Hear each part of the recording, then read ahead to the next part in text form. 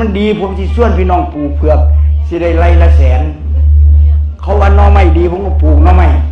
มูไปเก็บเห็ดบ่ได้เห็ดก็เลยน้อไม่ไปแกง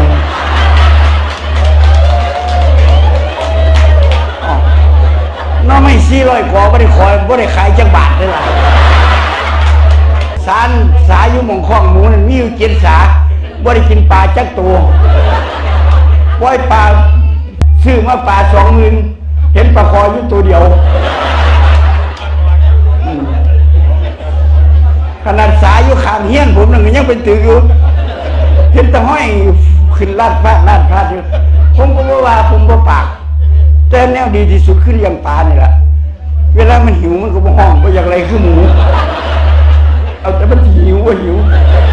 ใครแน่บักมาอยู่ไม่เป็นทหารท่านคนก็เลยยัน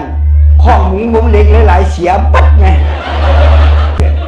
ผู้จักเบิดผู้ใดเป็นหลักครับเจ้าก็แล้วไปข้าเจ้าก็บ่รวยว่าผมดอกมูหลักไป